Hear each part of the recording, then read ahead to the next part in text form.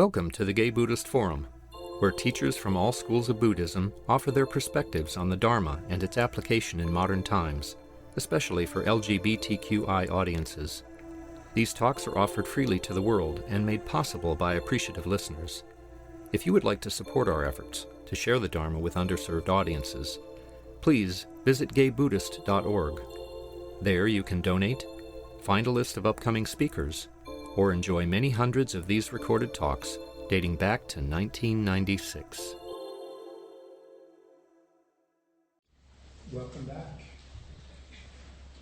It's our custom to go around and say our names. So my name is Dennis. I'm Grisha. Ernie. Ron. Bill. Tom. My name's Deb. My name is Henry. My name is Michael. My name is Douglas. My name is Matthew. Justin. I'm Larry. Shinsa. I'm Clint. My name is Jerry. Jeff. I'm Bob. Jason. Peter. Lee. Samuel. Jay. Jack. My name is Joe. I am Richard. Mike. Ray. One. I'm Jim. Marty. Susan. Jim. I'm Brad. My name is Ricardo. My name is Tony. My name is Stephen. George. And I guess I would just like to say, for those who maybe were not aware, that Hal Hershey, a member of our sangha, passed last week, and I feel his presence here today as well. It's a great honor and pleasure to welcome back Reverend Keiryū Liên Shutt, Dharma heir of Zenke Blanche Hartman in the tradition of Shunryu Suzuki. Born into a Buddhist family in Vietnam, Bruein began her meditation practice in the Insight tradition of Spirit Realm. Her Zodo Zen training began at Tassajara Monastery, where she lived from 2002 to 2005, and practiced monastically in Japan and Vietnam. Bruein is a founding member of the Buddhists of Color in 1998, and while she has placed her trust and faith in Zodo Zen, she continues to enjoy the deep silence of insight practice and has completed retreats in the United States and Thailand. Drawing from monastic experiences, she endeavors to share ways in which the deep settledness of traditional practices can be brought into everyday life. Bruein's aim as a teacher is incorporating what are typically considered insight techniques to help make Zodo Zen practice accessible to all. And Bruein's website is access2zen.org. Welcome. Thank you very much. Thank you, Cass.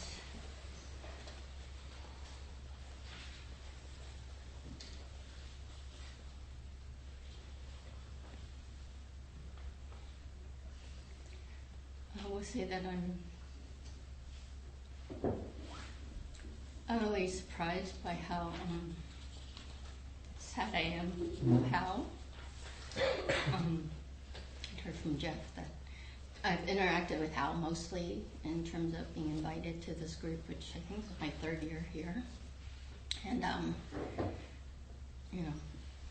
couple months ago or a month ago or something, Jeff had said that he was connecting with me to confirm this because Hal was sick. And then when I came today, I saw and then just sitting down, right, last time he was sitting back there, and I have to say he looks very peaceful in the picture, because I remember him as just staring at me in the picture, right? That's my sense of him. And so I was very surprised, and the other thing that came to me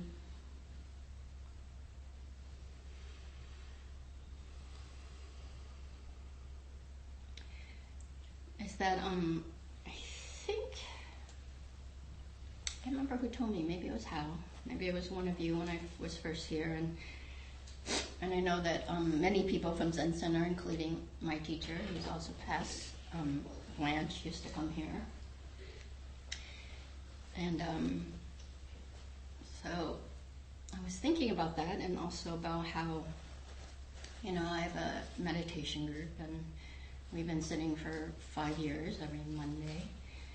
And this is the first year that we took the Monday after Pride, San Francisco Pride, because I really felt that we're really being threatened, right? And that we needed to kind of mark it.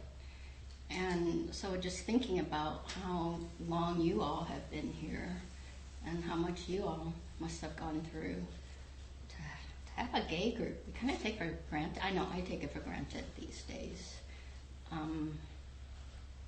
And that I'm out and proud, and my students are seemingly either queer or people of color or both, and for the most part. So just also sitting here really appreciating our history, and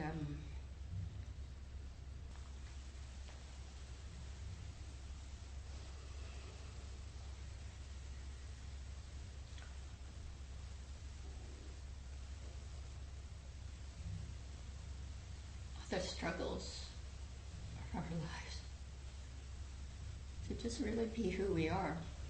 I will say, I plan to talk about Rapture. The little bird told me that last time I was here, I said something, I don't remember what I said, and people were like, oh, always about suffering, why don't we talk about something fun? I thought Rapture. And I will say the other thought I thought about was to talk about Buddha nature. And sometimes I have the sense that Buddha nature is that actually those of us that have been marginalized know Buddha nature, is my take, just a little bit better. Because to me, Buddha nature is really not so much something that you become, or do people know what, well, maybe I should back up. Do people know what Buddha nature is? No.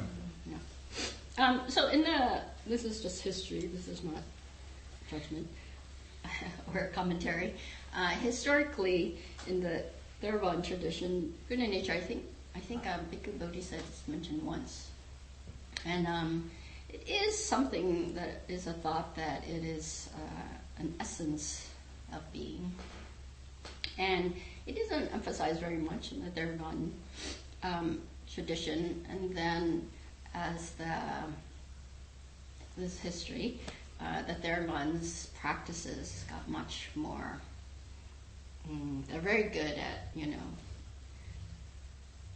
delineating how practice is this for that, by that. Do it like this and this will happen, which I love, the part of me that likes information and responds to that.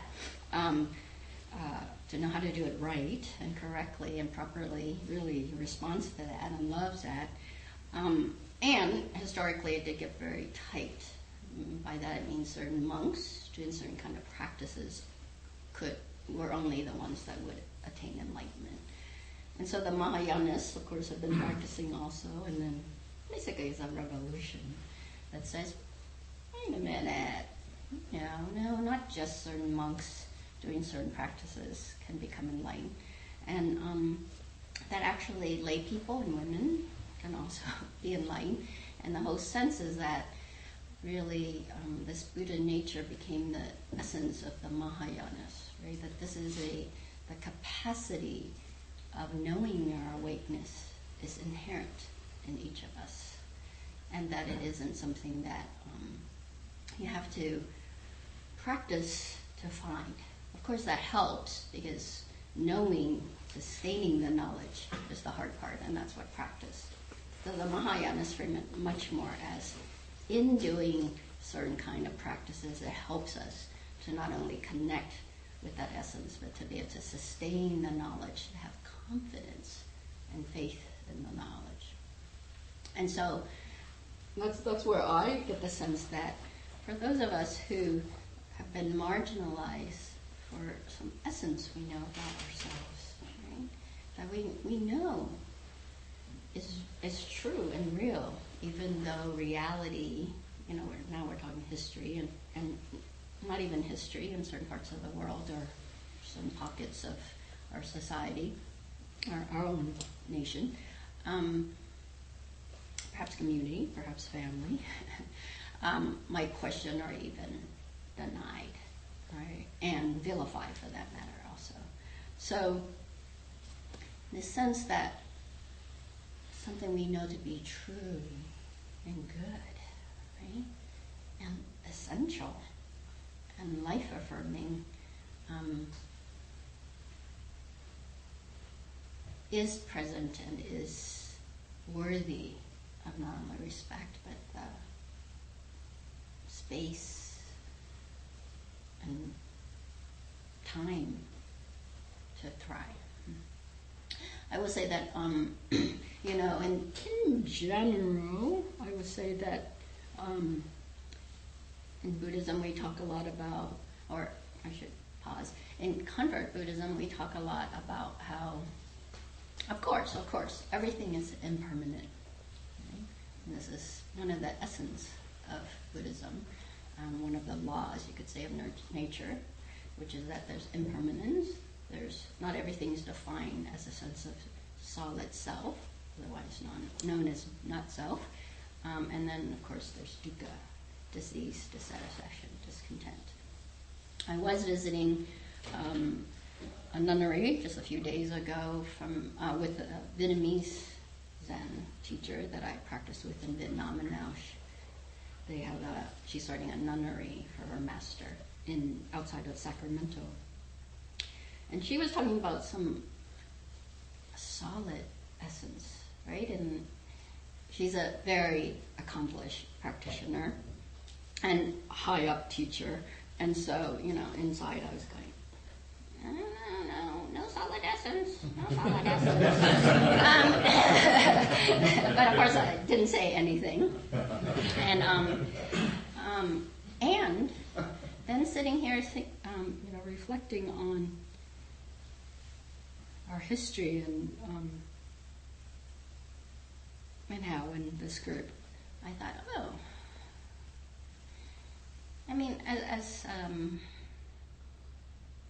as a way to talk about it, we can say that it's solid. Maybe the solidness is much more about the essentialness, right? Because in sitting, I was thinking, being a Soto Zen person, I always say that this posture itself is Buddha. Right? In taking this seat, this upright posture, we are Buddha. We're not becoming Buddha. It's not like Buddha. Of course, it'd be good if that Buddha was still here and I looked a lot like him. That would look good for me. And we really say that the Buddha is an example, right? And that this is something that we know to be true. And in taking the seat, there's that point in which many of you, right, who have done any sitting, for beginners, it takes about 6 months, maybe a little longer. And then years and years of it, you just learn to trust that seat, that moment in which you feel settled on the seat. Right? And in fact, I will say that, in Zen, we sit here with our eyes open. And at first I was like, I'm sad about how. And I had tears of gratitude, really, about the group and about our history and about how you're here and I'm lucky to be here with you all. And just the gratitude of that. And then my own stuff came in, right? Just in the sense of feeling the pain, right? Both of my own and my imputed sense of pain, which I think has some truth, of all the pain that is probably in this room for all the history you all have come through. And so there was a sense of, okay, now it's starting to not feel so settled. I'm just crying, right? It's not just crying anymore. And so then I closed my eyes, right, to come in internally. And in doing that, and then I would open my eyes, and then I would close my eyes, not as a struggle, just as a way to pay attention. Right? This is our practice. When do we pay attention? Or how? How do we pay attention? And the wisdom that comes in knowing when is it useful to pay attention internally, and when is it useful to pay attention externally, and how does that negotiation happen? Right? And of course that comes mostly with practice, in terms of you have to do it before you know it, and you gain more confidence. And of course it also comes with doing it, and sometimes it isn't the best choice, right? And then being able to recover and keep trying, right? Which is also part of the Bodhisattva vow, which is, I'm foolish because I think that I'm already enlightened, and that I will know it continuously. That's the enlightened part. That's the harder, I think, right? To know that it's my right, right? And to know that I'm capable of that. That's huge, to hold that. Like that I'm right, that I'm clear, that I'm right, that this is that the world would be a place in which my knowledge of that is celebrated continuously, and that I can celebrate it continuously.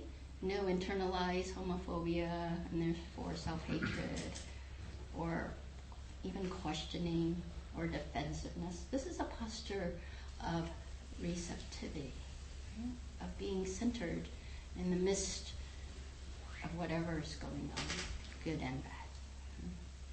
To have that subtleness to say, oh, whatever comes, I can connect with this essentialness and can live from there. That's the hardest part. And that does come with time and practice, right? We were parking, and there was a young man standing on the corner, and he had blue hair. Right? I remember one night March, I had pink hair, when I first came here. And I wasn't totally intentional on that one. I had done a dye and wore off into pink, and I thought, oh, Pride's coming up, I'll just keep it. And I do remember in my early coming out days, right, I was very keen on looking daiki and making sure everyone knew it. And if someone said fucking dyke, I'd say, right? Now if someone says fucking dyke to me, in fact, someone did not too long ago down the market, I just said, oh yeah, that's right. Which comes from that settledness where I don't need to defend it. Like, it's his problem. Right?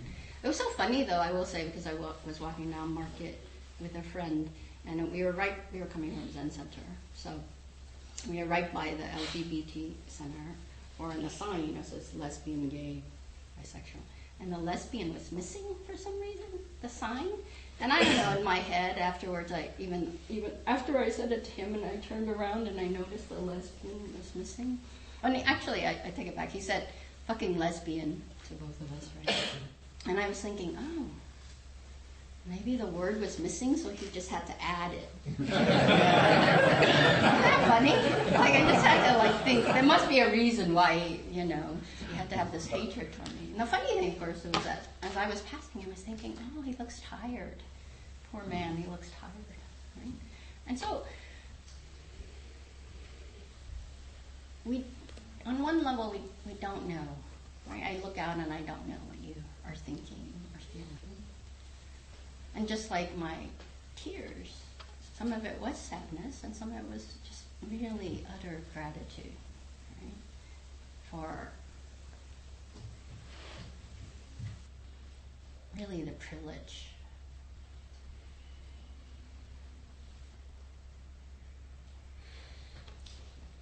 To have known how a little bit.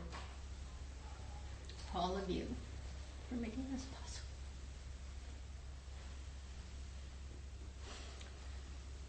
All right, that's all I have to say on the topic. Rapture. I'm back in October. Maybe I'll have to go. Just hold your horses till then. Anything else anyone want to say? I didn't mean this to be a thing about how, and I like to do it. Thank you. What's up? So, yeah. But I am curious how we get from settledness to rapture. Yeah. Well, in terms of rapture, I will say that it is the part of, or the teaching I was going to give is part of the 7 factors of enlightenment. And mindfulness is the neutral quality. And then, let's see, rapture, effort, and let's do one more. Let me see. And wisdom are considered the qualities that are energizing to keep your mindfulness even when the energy is low. In meditation in particular, when you have sloth and torpor. And then when you have anxiety and restlessness, then you want to connect to the quality of calm, concentration, and equanimity. So rapture is when the energy, like wisdom, you can understand, right? When we have wisdom, it gives us energy. When we have a sense of rightness, right? Oh, being queer is the right thing. It gives us energy to engage in life in a way that isn't, closing. When we have a sense of purpose, that's another way to understand wise effort, then that also gives us energy. Now, rapture is that when we're really interested, and it can be overly much, right? For instance, of course, we could have a lot of energy and a lot of interest. So these are the things that we need to arouse to help us to keep on practicing, like when we're feeling tired and low energy, and they can tip over into overbalance. Like you could be very interested in Netflix, right? Or your game on your computer or phone, and then can overdo it. Rapture is a quality. We'll talk about it next time, right? They're different levels. So, yeah. That'll work? Thank you. Yeah, sure.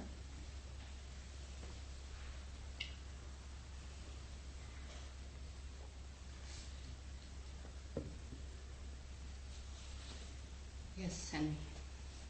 You started to talk about Buddha nature, and I was wondering if you had anything more to say about that subject. I myself don't really think it's so much about, even in essence, it's not really a thing or even a quality to me. It's almost more of an attitude. So the attitude that I'm living in a way that fully expressing awakeness. Like, when I'm confident in being a lesbian, that I don't have to defend it or reject it or grasp at it. Yeah. Hang on, Cass. I think I saw a hand over here first. And I can't remember your name. Oh, Bob. Bob. Did you have your hand up, Bob? Yeah. I did. I don't know how to even do this, whether I should. That little story you told about someone saying to you, fucking lesbian? Yeah. I thought of a t-shirt that I have that would have been more appropriate if your story had been about a fucking dyke. My t-shirt says, that's Mr. Faggot to you. If there were a t-shirt that's Ms. Dyke to you, it would be appropriate. But like I said, I just lost it, so I didn't forget all about it. Okay. Yes. Yeah, normally I wouldn't use rapture and Buddhism in the same sentence. And kind of regret that. Because my ideal, like in enlightened Buddhism, you talk about peace and tranquility and serenity and, similar adjectives. But, and this rapture not being one of those adjectives. And when you said, if I heard you correctly, that rapture is kind of overdoing it. Can be, yeah. I said, no, rapture is wonderful.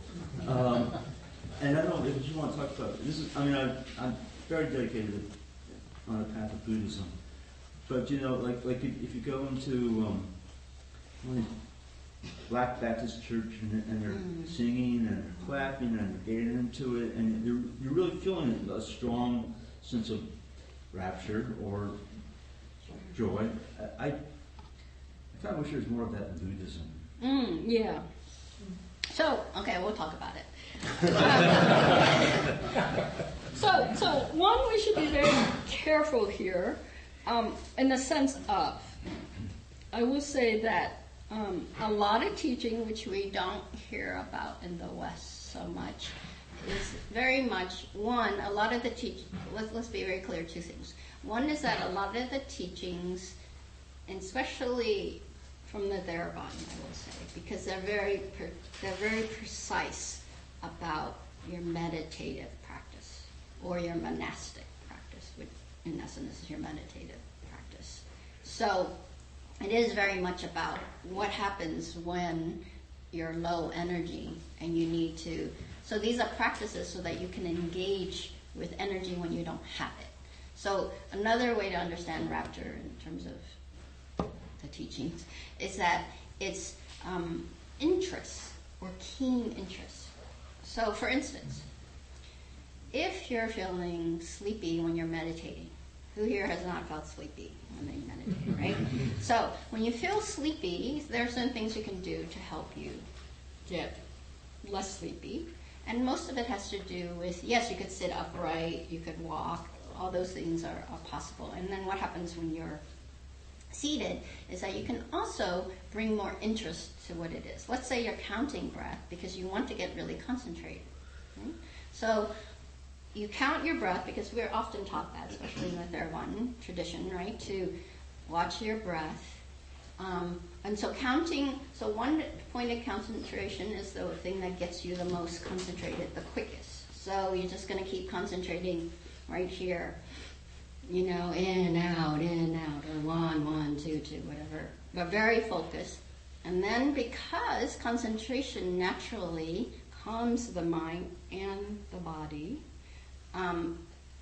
because you very focused on doing that, you put your energy very firmly there over and over and over, concentration starts to happen but it's a little bit like you just hit the pedal to the metal and you just sped up really fast and then you run out of gas, right? And so what then you have to do is you have to pay more interest, you have to give a little more interest to the mind because now it's just to relax. So then you want to pay attention to, this is why anapanasati then becomes really useful, the quality of the breath. This is why the whole retreat's on the breath, because there's a lot there that you could pay attention to, and then the quality of attention becomes much more keen, right? Keen is another great word. Where is it that you can have interest? But then when you get over interest, so here's where it becomes, it's not itself, don't forget that in Buddhism, nothing is a problem. Even solidness of essence is not a problem. It's when we cling to it that it becomes a problem. And so it's when you cling to rapture that becomes a problem. For instance, yes, having rapture in sex is really great. We want that. But if you think that it always has to be rapturous sex, then sometimes, especially with one person, in my case, let's say with one person, then if that doesn't happen, then I'm going to think, oh, that was bad sex. And if it continuously happened, then I said, oh, maybe I need to go find a new girlfriend. Sorry, Deb. Right? Sorry, this is what happens when she comes, right? So this is where it becomes So again, is it wise having? It's not rapture itself that's the problem. Is it when do we become? This is where the other part comes in about. So the 3 laws are there to help us that say that life happens like this, conditional life happens like this, right? Things are impermanent. Rapture is not a continuous state, nor is it possible every time. But is it possible? Of course it's possible. But it's an ecstatic moment. And in fact, there are ways of finding wholesome. This is the other thing we don't talk about in the West very much, when things are wholesome or not wholesome. Of course, probably because it has a lot of Christian kind of connotation of good and bad. Whereas in Buddhism, wholesome is it in the service of what's useful at the moment. Like, is it in the service of gaining and sustaining clarity of awareness? Right? We're talking about clarity of awareness. So when you're sloth and torpor, that's not clarity of awareness. Or when you're very anxious and restless, that's not clarity of awareness. It's too pumped up or too, heavy. So rapture is that quality, right? Actually taking refuge in Buddha, Dharma, and Sangha is considered wise kind of rapture, right? Rapture in the breath is considered wise. I will say that in the teaching, again, it's for monastic, sensual rapture is not considered so wholesome, right? And come on, there's some truth in that, right? We can get over obsessed about sexuality. This is why, I was at Spirit Rock many years ago for a 2-month, and there were 6 teachers. So on the 7th day, they always took questions instead of, someone giving a talk. And I remember, there was a question like, why do I always think about sex on retreat, right? And so, a teacher answered it. And it was like, because it's one, it's a part of our life force. When we think of it as life force, it makes sense. The thing is, we're often taught that the sense of what we think of as sexuality needs to be focused on an object, right? And we're not. A lot of practice is about becoming aware of what is the process of the energy, and when is it useful, and how do I have any control over it? Do I have any sense of how to use it wisely? And this is the issue. Rapture is fine, but if you don't use it wisely, you're also gonna, sorry, this isn't recorded, maybe you can take this part out, but like Viagra, right? I always hear all those commercials. If it's more than 4 hours, you should consult your doctor. I don't know, but that seems like rapture to the extreme. So, I don't know. You guys may be to answer that better than I. Just for the record, I wasn't talking about sex. I was talking about joy. But joy and rapture are separate. Joy, rapture, we're talking about energy. It can sometimes be translated as joy, but it's a different kind of joy. Remember, don't forget we have... I wasn't talking about sex when I asked that question. Okay. I apologize. I was thinking sex. I wasn't excluding sex, but I wasn't... All right, I'll shut up. Well, on a certain level, I don't think they're so separate, to be honest. Remember? Okay, how do we practice on the cushion versus off the cushion? Nothing happens on the cushion that doesn't happen off the cushion. We just hopefully have a little more clarity. Don't forget that, this is my sense, is that mostly we're practicing to understand the process of things. We're not really practicing. It's not that the content isn't useful. Most of practice is to help us see what happens in the processes of things. And where is it that clinging is a way of stopping the flow of things. This is why we talk about, being able to connect to the flow, you could say. Yes, Jeff. Clint's question reminds me of a question I've often had. Sorry. That, I've done those long retreats at Spirit Rock Mm-hmm.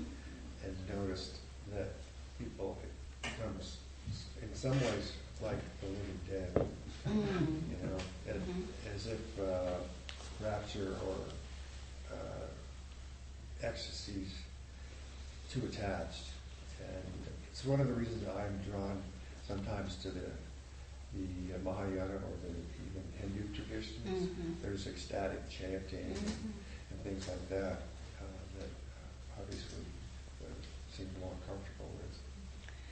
Yeah, I mean, my understanding, I haven't practiced it. I have a friend who practices in the Shambhala and the Vajrayana, and my understanding is that they're much more. So here's my take, right? In Theravada, they're much more the practices focusing, understanding things by getting closer and closer to them, right? So then reality is like on you because you keep getting closer and closer, right? In Zen, mostly we're like, forget that idea about it, just be with it, right? That's why there's a lot of hitting in Zen. Whereas in Vajrayana, it's like, oh, just bring it up, right? What is it to feel it? And then, but they have, this is the thing from the outside we're not aware of, is that, and each of these, actually, the role of the teacher becomes stronger and stronger, right? In the Theravada tradition, your teacher is your spiritual friend, especially in the West, I should say. In the Zen, your teacher is your master, someone who has done all that and has mastered it, kind of master. And then, of course, in Asia, it has much more implication of authority too. And then, in the Vajrayana tradition, your teacher is your guru. They do not accept you until they're willing to be bound to your karma, and they're responsible for your karma for generation, like all your lives from this point on. So it's huge, right? And so they're helping you to bring all that because they're going to help you take care of it, right? It's not this thing where you get to go on a retreat whenever you want to, ask to see a teacher when you want to. It doesn't work. It doesn't work like that when we're talking about watching the processes of huge emotional and mental states in a way that's wise and brings us wisdom and connection, not just to have them, right? Because we have them already, right? So practice isn't about, right? But here's an example of piti being, that's what Rapture, the Pali word, right? Piti is or pretty, sometimes you heard it. I myself actually get Rapture really easy in retreats, especially in Theravada retreats, because there's much more subtleness all the time, right? And so mine tends to be very energetic, kind of body. But then what happens, though, is that this is the thing. Even though you don't think, even I don't think after all these years, right, that I will cling to anything, right? What happens, though, is that I like it. Why wouldn't you like it? Because what happened with Rapture is that when concentration is, when there's a balance of concentration in which that subtleness that I talk about, that relaxation that comes, that ease that comes from often from one-pointed concentration, is that you feel very settled, like your knees still hurt, but it doesn't seem to matter so much, right? Everything seems really beautiful and light. Oh, it's not so hard, the 45 minutes or whatever it is, right? And literally there's a kind of a lightness inside your head sometimes. And they say, if you hear about people levitating, supposedly this could happen during this state. So of course, most of us are like, ooh, nice, especially if you've suffered in any sense, which who here hasn't, right? So then we cling to it by saying, oh, every period needs to be this. You think, oh, I don't want that, but then I'm looking for it. And then I think, oh, my period isn't good until I get there. And then what happens, though, is that then it becomes really tight because there's some quality of clinging, which is another way when my experience is when you know it because there's some kind of tightness in the body, right? And so, then I become, like it hurts, like you would sit here like this for hours on end because the energy is just stuck and you can't seem to move even though you want to, right? And it's not enough to think it through. obviously that's true in life, or else we wouldn't be practicing, right? Who here has thought their way through life and everything's been keen? Right? So, of course, that's where the problem is, because it becomes about identity. I can do this. This makes it a good sit versus not a good sit. Or now, why can't I let it go? So that's where the possibility of suffering. I mean, when I was able to sit through one, I could see that a couple of things. One is that, on a certain level, when I could notice that this sitting like this is actually because it's really tight over here. And if you've noticed at all, a lot of time when you see people sitting in a certain posture, it's something that you're trying to get away from, literally, like your body, right? Or like this, and you're like, oh, those knees hurt. I'm just sitting here. You don't think that, but your body, there's some part of you that's trying to get away. And so that's knowing that process. And then just being able to work with it is, it's about trying to meet it and finding a different way. That's what practice becomes, is trying different things to regulate so that the naturalness of the body is reached again. Right? Because you can also be too light, and then it's then hard to sit down. Because it also then takes you away from the next step of a jhana state, which is calmness. And then after calmness comes concentration, and then comes equanimity, which is a different kind of calmness. A calmness that is able to meet any event, good or bad. A settleness that, yes. You mentioned that marginalization can be a benefit to wakefulness or enlightenment. Could you say more about that? Well, I think that when we're marginalized, we have a different perspective, right? And I'm not saying that being marginalized helps you to become enlightened, right? I don't think people need to be marginalized, mind you. However, I think that when we're forced to look at society from the outside in some way, or to have a different point of view, right? Or really, I should say, our point of view is considered the edge, right? And so from that place, right, and we're actually being told that this is the view you should have. So in an odd way, because we're asked to have a point of view looking in, I think in essence, mindfulness, this is why mindfulness itself is not enlightenment. Right? Sorry. Mindfulness itself is not enlightenment. Okay? In mindful practice, you always have an object. Your breath is an object. Your emotions are an object. Everything's an object. So and that's useful, and why it's so useful in all the health thing is because it helps you to have an outside view of what's going on. And it helps you then to see the processes of anger, of depression, of restlessness, of all that. So, in a sense, to be removed from,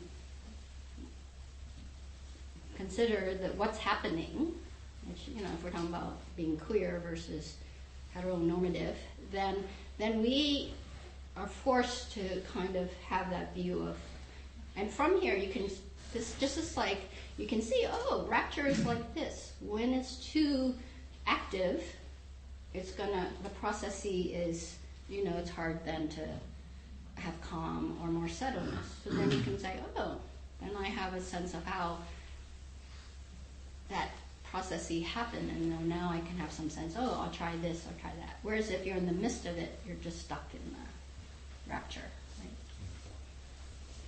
So then from that, we get a sense more of, don't forget that in Buddhism, our freedom is freedom from, right? Not freedom to. Right? Freedom from when rapture overtakes my life and doesn't help me to, get my kid to school or my work done or something. freedom from knowing, oh, I need a little bit more rapture to have some wonderfulness in my relationship, or with my children, or whoever, or my sangha, or whoever, or my partner. So it's a freedom to be unstuck from wherever we are. But thinking our way through unstuck doesn't work.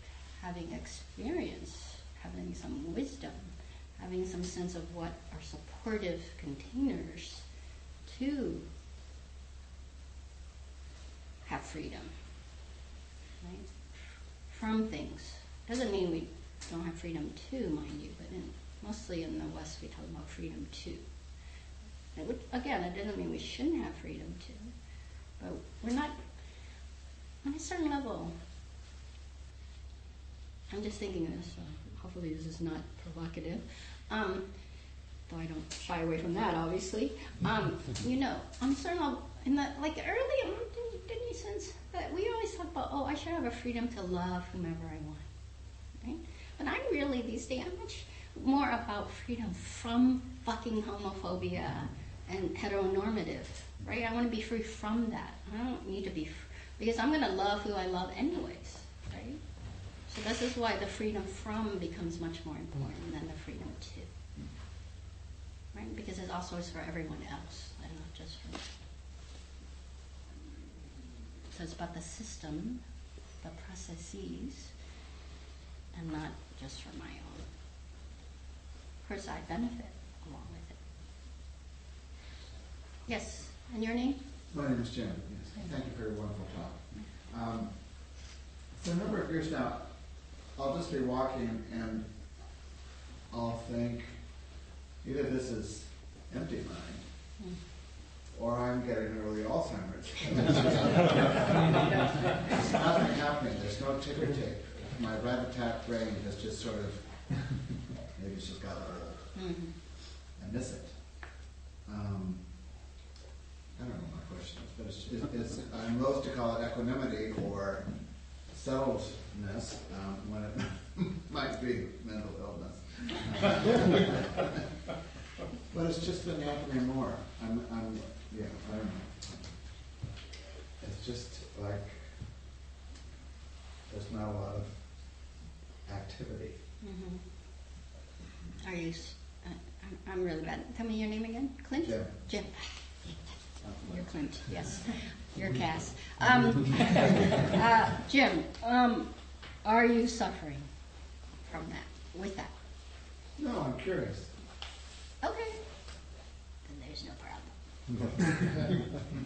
Right? I mean, honestly, since people start with me, I hear this already, people come to my classes. I do teach an intro class at Zen Center a lot, so they're always wanting to stop their thinking, have calmness and all that. And then when we get it, we're all like, what's wrong? In fact, I heard you say, I miss it. I miss it, right? So we're like, oh, what's wrong? And the fact is, there's quietness here, often, right? We're meditating not to make it happen. We're meditating to know it. And to rest right there.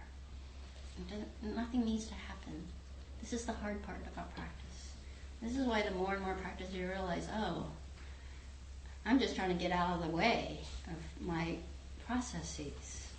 Right? Not because they're bad and I need to get away from them. This is also part of practice. It's just going, oh, this is what it is. Where's the rest that's here? Where's the ease that's here? Where's it that this is okay? This is also the great thing about, I'd say, the concept of Buddha nature. And that's why to me it's more of an attitude to go, oh, okay. Even in the midst of anything, is there some sense that there's an okayness here? That doesn't need to be done with, doesn't mean that it couldn't be different. But where is there a sense of there's just, this is as it is. Right? There's no need to struggle, push it away, or grasp at it, or be confused by it. It's just what it is. And then from there, what am I going to do? Mostly we're just reactive. That's why we're pausing and stopping a lot in practice, to see the processes of reactivity. And are they useful? Mostly they're very tiring in my experience.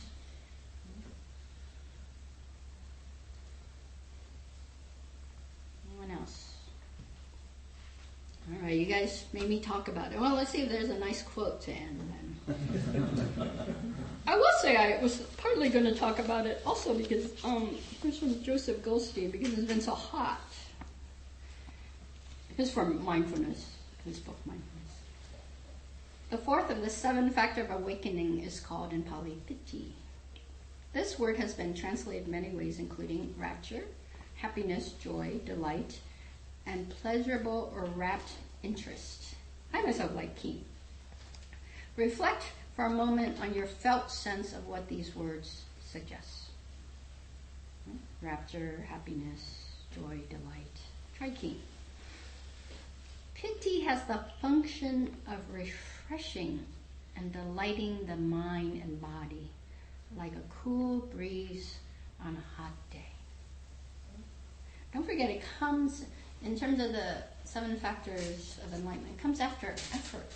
So you've made a lot of effort to be settled and concentrated. It's like a cool breeze on a hot day. Because rapture directly opposes ill will. It is incomparable with it. And when the mind is filled with piti, there's no room for anger or ill will to arise. Or, here's from Suzuki Roshi. Causes for the rising of rapture. This is Joseph before he quotes Suzuki Roshi. Sometimes, in hearing the teachings, with all the many lists and categories, we might feel them to be dry and analytical. But as we put them all into practice, the feelings of happiness, contentment, joy, and well-being begin to gradually pervade our lives. Suzuki Roshi, the founder of Insight and Zen Center, describes this development in his book, Zen Mind, Beginner's Mind. And it's Suzuki Roshi. It's not like going out in a shower in which you know when you get wet. In a fog, you do not know you're getting wet. But as you keep walking, you get wet little by little. If your mind has ideas of progress, you may say, oh, this place is terrible. But actually, it is not. When you get wet in a fog, it is very difficult to dry yourself. Back to Joseph. Rapture arises when there's a strong momentum of mindfulness. It arises out of a delight in clear seeing, a delight in knowing. There can be this Dharma delight even in an exploration of the hindrances or different defilements, as we come to a deeper understanding of them. So remember, understanding and effort comes before rapture. Sawada U Tejaniya emphasizes this aspect in his teachings. Quote, you should be happy when you know or understand something. This is a piti arises because you have clear understanding of a process. You know, it's like, it's been really hot. And Deb and I went to a party last night in Santa Rosa, Sebastopol. And, you know, we had shorts on. I had my cowboy hat on, thinking it was going to be even hotter up there, right? Because we were going to a barbecue. So, and you know, we get there and there's like a breeze, and it's cool, and the fog was going in. It's like that. My conditions are always changing, right? And we forget, right? We just go, oh, we should have been like this, right? We're like, oh, it's supposed to be hot, right? And then, you know, but just a day ago, we were going, oh my God, because I was outside Sacramento. It was really hot, right? It was Wednesday. So I was like, oh, when is the cool coming? So it's like that. This is, right? So again, where do we bring energy towards meeting things as they are and then being able to work with that? Because if we keep going, oh, it should be hot when it's cold, then we're not settled where things are, or, you know, maybe choose the appropriate clothes. Right? Or when we're in cold and we want it to be hot. How many of you are already going, shoot, summer is over, right? Unless you watch the weather religiously like I do. By midweek it will be hot again. Right? I watch the weather because I think I have some control over life. About you. It's a nice delusion, I'll keep it. Here we go. Let's dedicate the merit. For any merit we accrued today. For any merit we accrued today. Oh, sorry, yeah. In my group, usually people repeat, so join me if you would. For any merit we accrued today. For any merit we accrued today. I'd like to dedicate to Hal. I'd like to dedicate to Hal. To Gay Buddhist Fellowship. To Gay Buddhist Fellowship. And to all our queer Buddha nature. And to all our queer Buddha nature. This we wish for all beings. This we wish for all beings. In the 10 directions. In the 10 directions. And the 3 times. And the 3 times. Ring the bell. Thank you very much.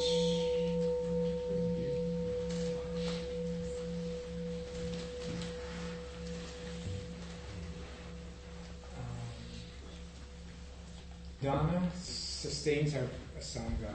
She pays for the rent here of this beautiful space, for our Luck and Street dinners, for the newsletter that goes out largely to an incarcerated population, and for our own donors, speakers and teachers. A suggested donation of $10 to $20 will help us meet those obligations, or if you can, or whatever feels comfortable to you. Next week we have small group discussion. I spoke this week to Paul Shepard, who recently had an operation on his foot. The upside of neuropathy is that he's not in any pain in his foot. So he wanted people to know that he's recovering, and the operation seems to have been successful. Do we have a host today? We do. It's a miracle. It is indeed. There's food out there. There's tea. There's an email list if you want to sign up for notices. Some people go to lunch at 12:30. I'm having a brain drain. Cups in the sink. Cups in the sink if you want. And the Donna Bowl will be floating around. Yes. Yes, I just want to announce that registration for the 28th GBF retreat at Bhagavad is now officially open. Trip Weil is going to be our teacher, and the subject is the life in balance, living and practicing the middle way. There are some brochures. There's also the complete information on our website. So please sign up. What's the date? Oh, October 11th through 13th. Yeah, I just want to recommend, I'm sure some of you have read it, it's by a novel by Richard Powers called The Overstory, about how the culture of trees have basically raised our planet to what it is, and different characters discovering their connection to these. It is a masterwork. It is unbelievably rich and generous. And, The Overstory? The Overstory, right. Okay. Maybe somebody could send that out to the list. Maybe somebody could.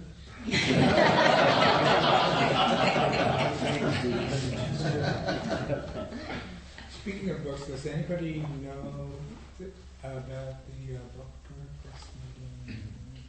About the who? Our book, I think it's September 8th. September 8th. September 8th. It's not Labor Day. Yeah. And does anybody know the book? Yeah. White fragility.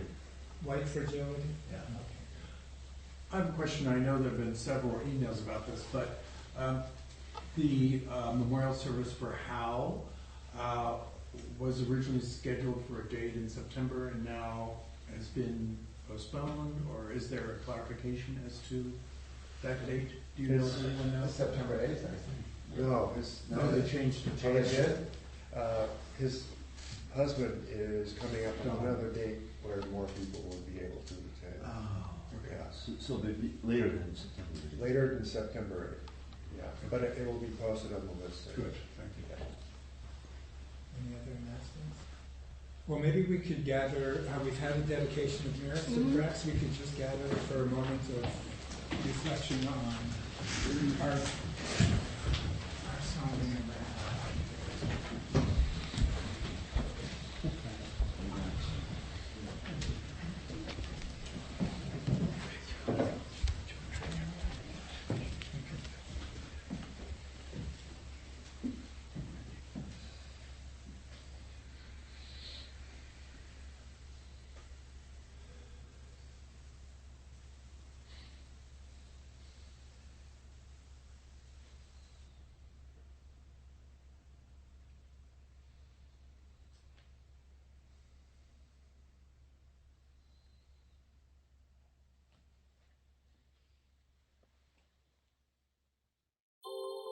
Thank you for listening to the Gay Buddhist Forum. If you would like to hear several new talks per month and be notified of upcoming speakers so you can participate live, please subscribe to this podcast, like us on Facebook, and join our mailing list by visiting gaybuddhist.org.